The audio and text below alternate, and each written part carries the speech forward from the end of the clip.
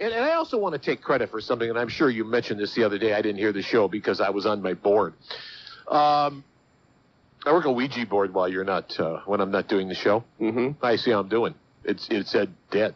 I'm going to take credit. I believe this, and I don't know this, but I believe I am the first man, either radio on the moon. No, first man. Hey, wait a minute, Carl.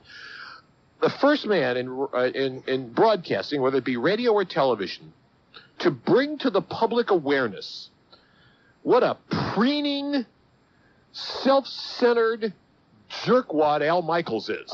And then he doesn't get his plane. Yeah. And because he's probably going to be the turd's partner. And I've been told that he literally has in his contract a clause about the shape of the soap that is to be placed in his hotel room. I can't remember which one. It's either it has to be round or it can't be round. Well, I mentioned first, my buddy told me that worked for, was it ABC? I don't know, one of them, that told me that he had to have a certain pillow. I don't know what it was shaped like. I know if I was in that room with him, what I'd like that pillow to be shaped like. John Madden. Because, yeah, the pillow's just, well, you know what? You'd get the same amount of information out of the pillow. She went out of John What Madden. do you think, John Madden-shaped pillow? There's teams that are going to go to the playoffs, Ken, that don't look this good, that don't look balanced like this, that don't have this type of optimism and this kind of fan base. Brian Baldinger. Another screaming turd. I can say whatever the hell I want to say. Yeah, okay. But I'm telling you, NBC, they're happy they've got football back, and they're and yet you do look.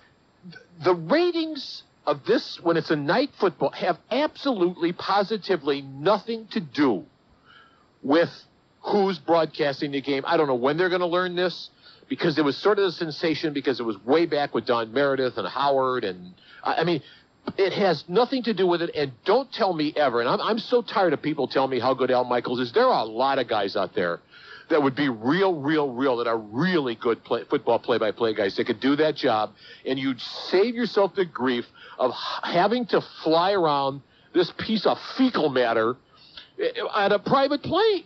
I mean, I wish I could just run one of these things for a week. I want to be Les Moonves for a week.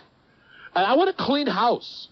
I want to get people that are interesting, people that are fun, people who aren't all about themselves, because this is another guy. Al Michaels has spent his lifetime saying he doesn't like talk radio, but he's always happy to give his opinions like they matter.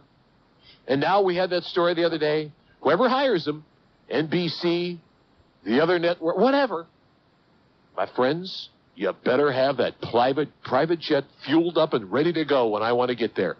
Hey, how about this, rectum face? How about this? How about we don't hire you? And nobody, not one less person would watch the game because he's not doing it. Not one.